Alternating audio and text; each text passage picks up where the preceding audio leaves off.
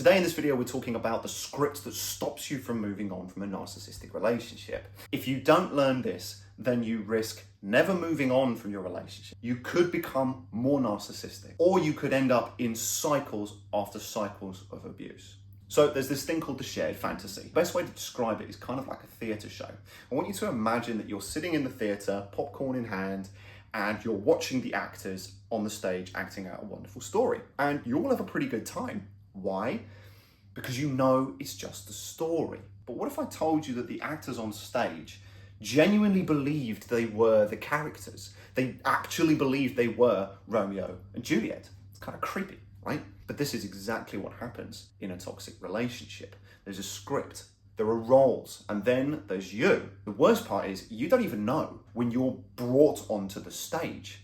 And so if you can't learn the difference between the role that you were assigned and the person you really are, then you might not ever leave the theatre. Now that's pretty dark, but the good news is you can learn it. And so today we're going to go through what 5 of the key roles in every cult and every toxic relationship are, so that you can move on from your narcissistic relationship. Okay? So we're going to start with the most important role in the whole thing, the whole production.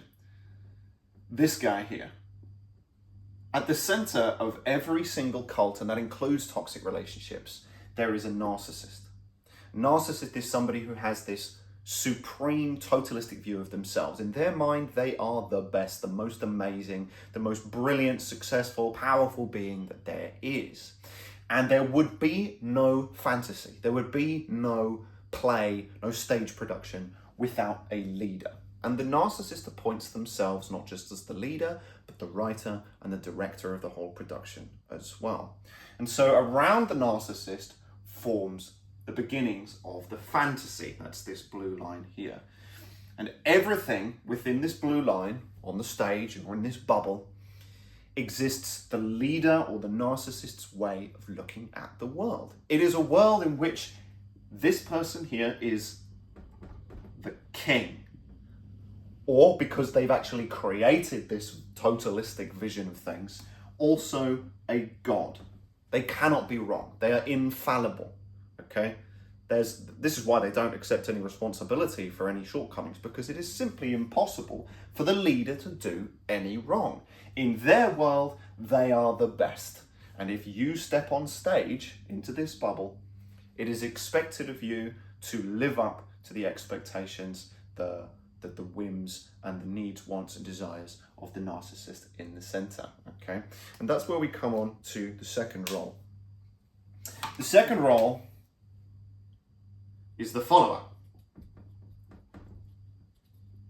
Okay, now the follower buys into this fantasy world as the disciple, okay? So if we've got the leader, which is God, you've got the follower, which is the disciple. And what's expected of the follower within this stage, within this shared fantasy here, is that the disciple obeys, okay? It's a key component of mind control, of this sort of toxic control environment, is that you have this dynamic between the follower or the disciple and the leader, aka God, wherein the leader sets the conditions and the rules and the terms of engagement on stage, and the follower must obey it unquestioningly, okay?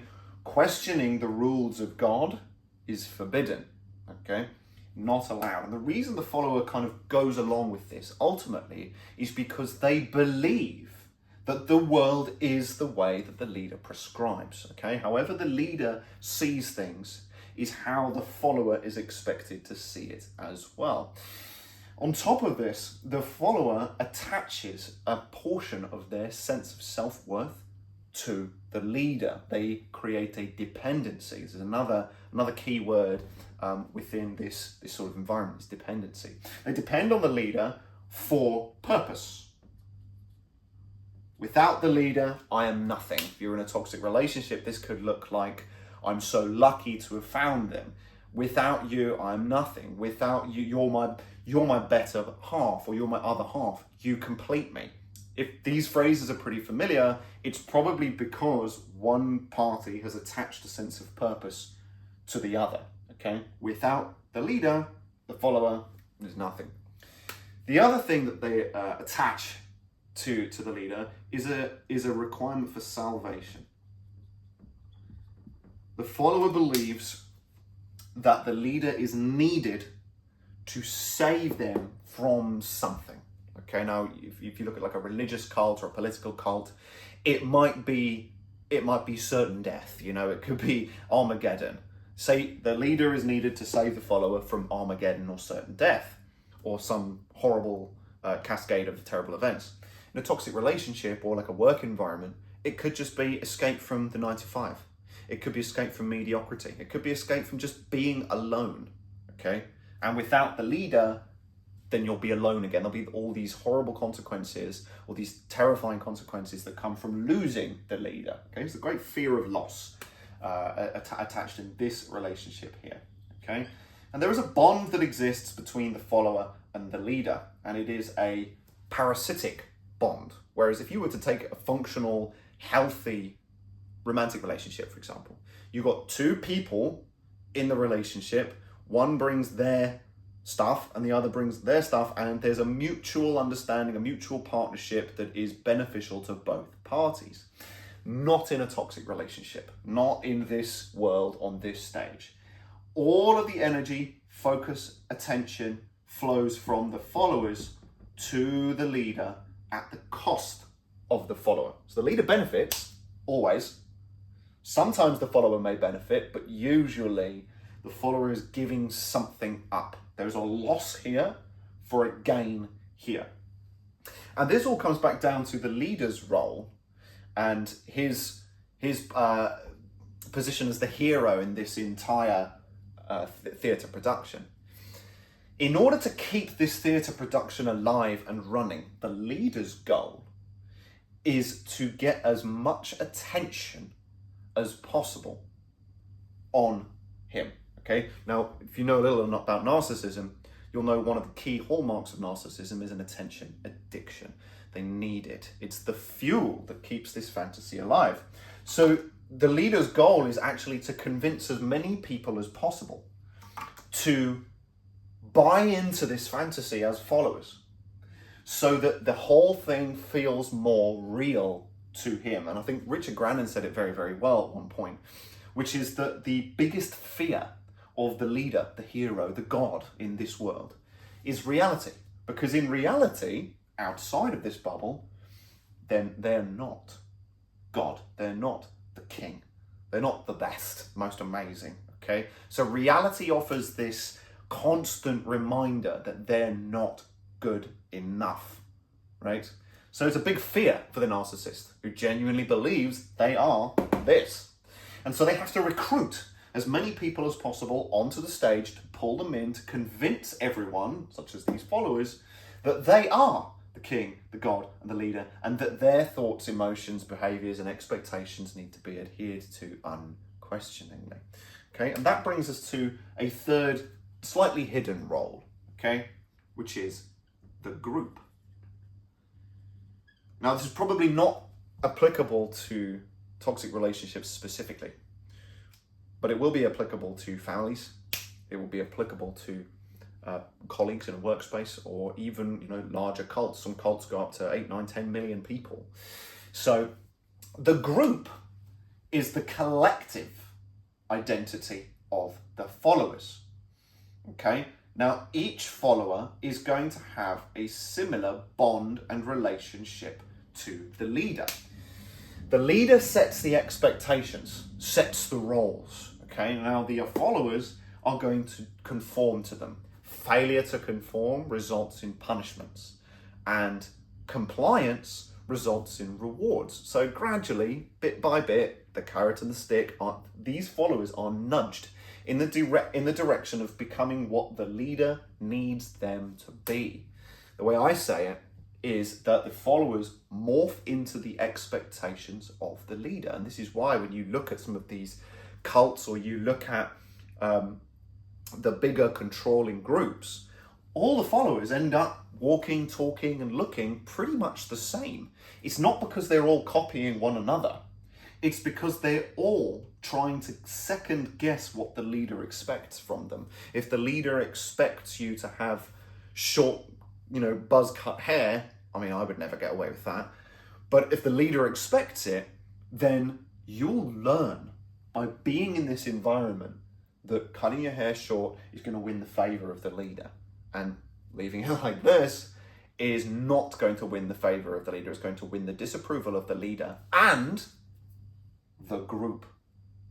Because agreeing with the leader and giving the leader what he or she needs is going to, again, strengthen this bond and increase the rewards and the supposed benefits, which is really this sense of purpose and salvation that comes from being a follower in this environment. Okay, now the group can also act as this next role we're going to get into as well, which is the enforcer.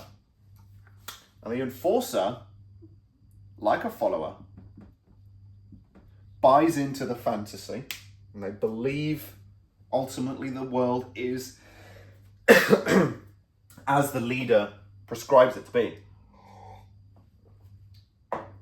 But they don't see the leader necessarily as the hero, okay?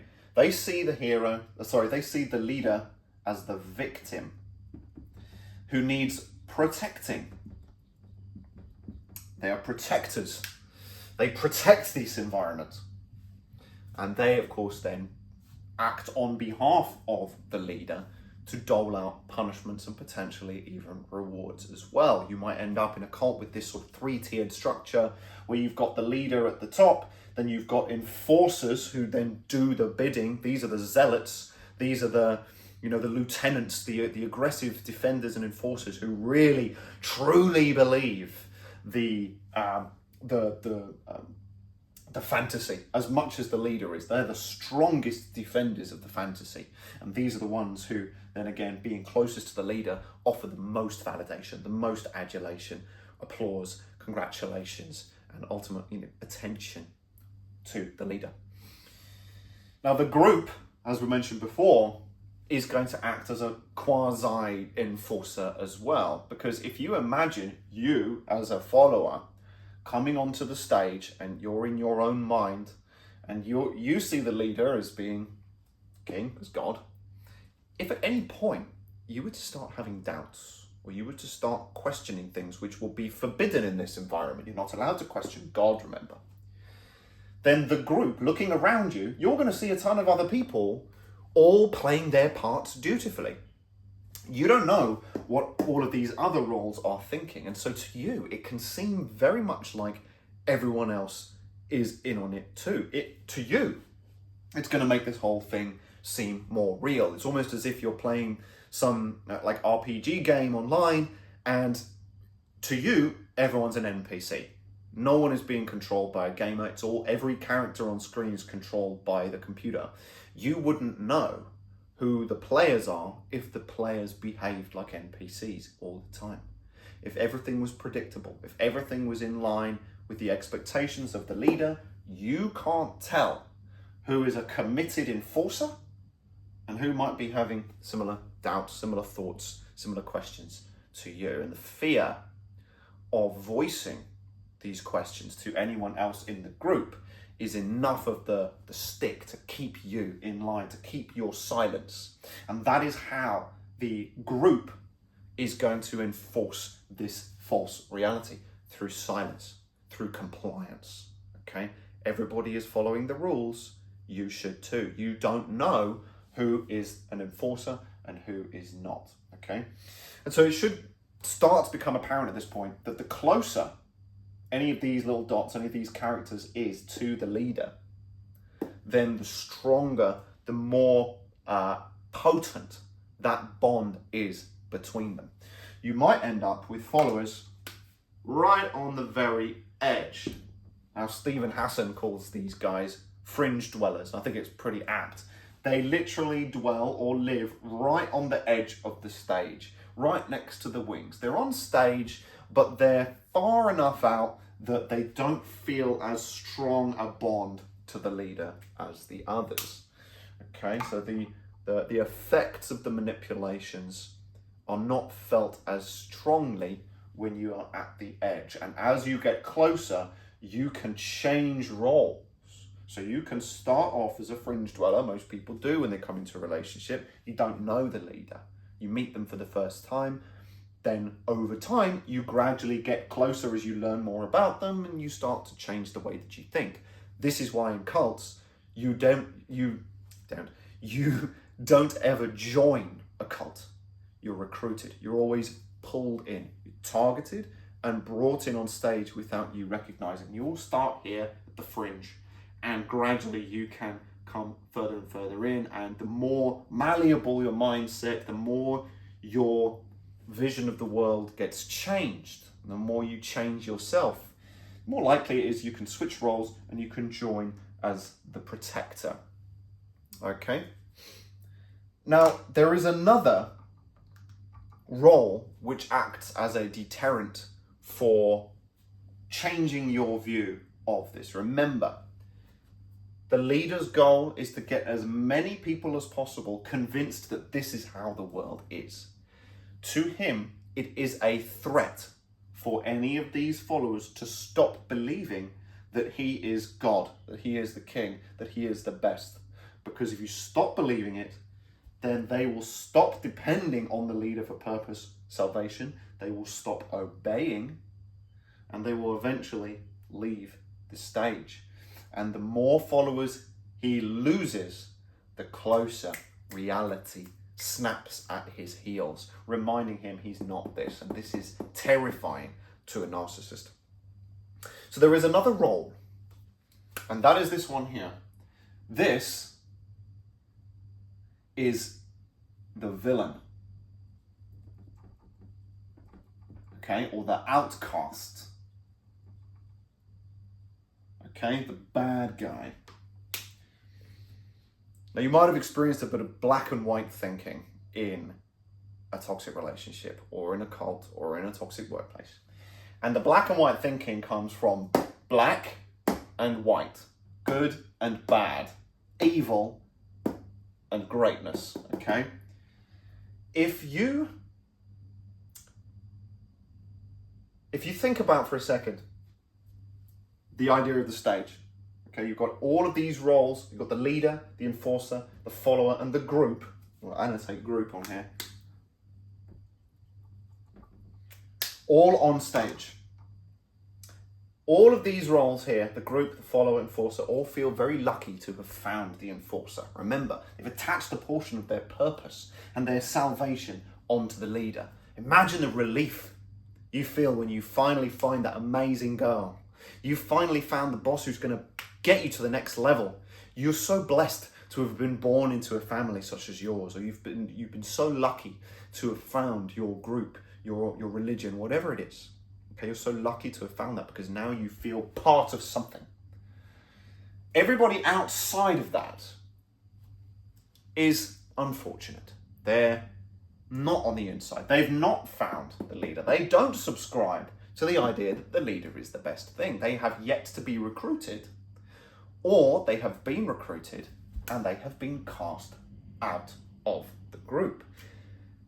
If you as a follower stop believing this, stop obeying, when the relationship ends, you risk becoming the villain, the bad guy, the outcast. And this is tremendous pressure to stay in the group, okay? There's this huge fear of becoming this because the leader is going to perpetrate the totalistic vision, there goes the black pen, the totalistic vision of what the villain is. The villain is evil. The villain is bad.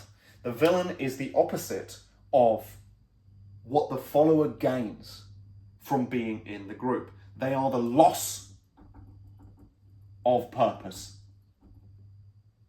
They are the loss of salvation. And that is what a follower risks by going against the leader's expectations and going against the belief that they are the best king, God, and essentially stop seeing things the way that the narcissist does.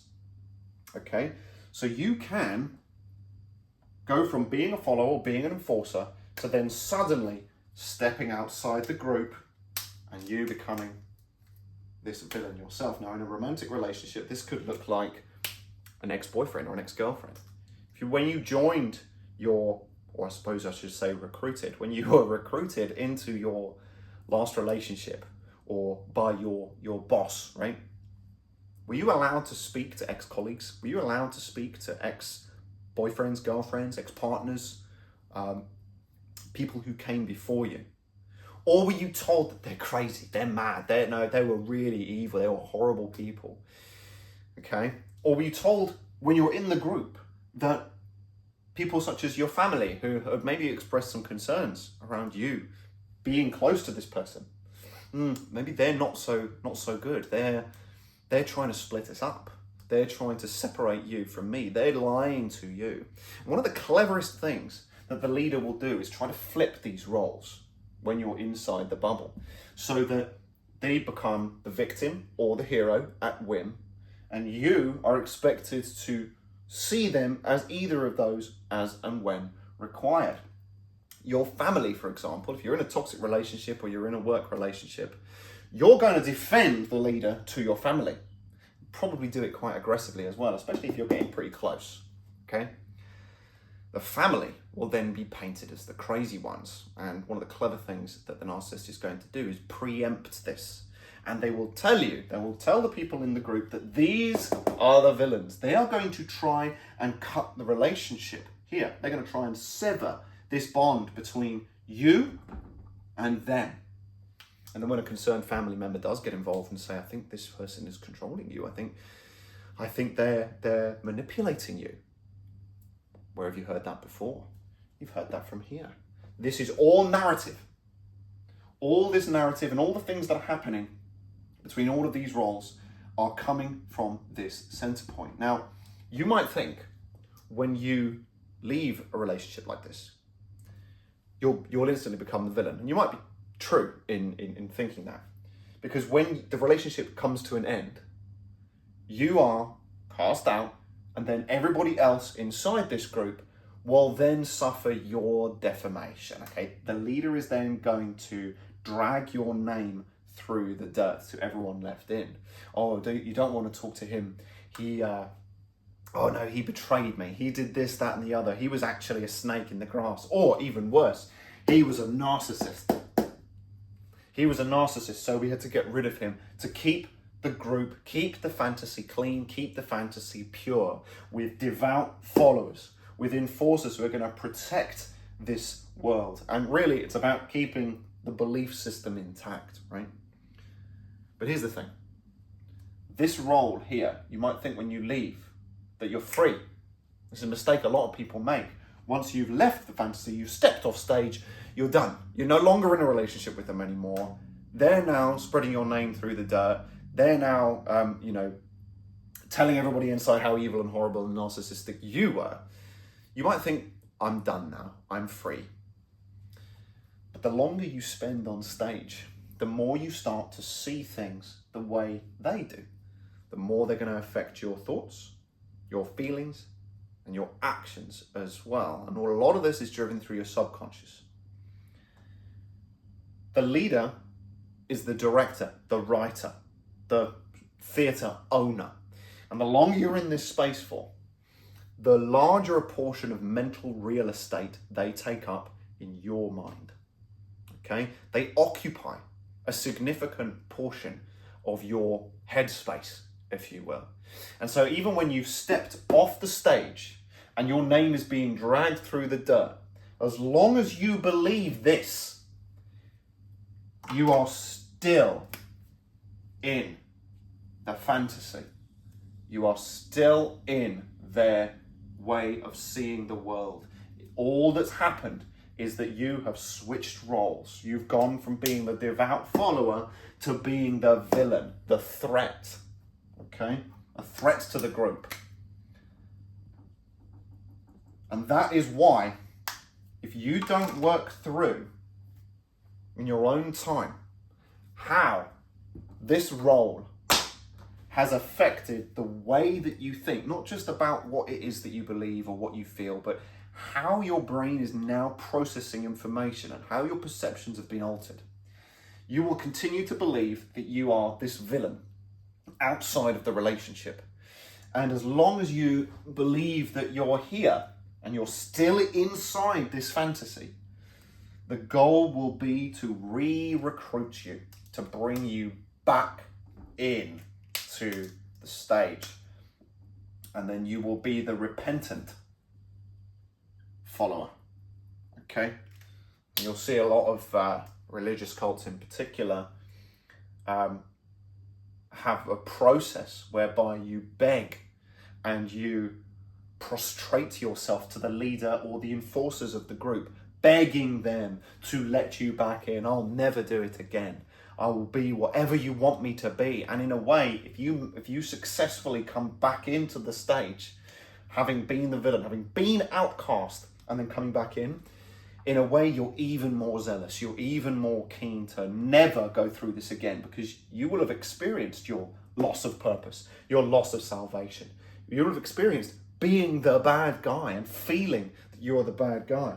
You will constantly feel that you are responsible for being kicked out as well.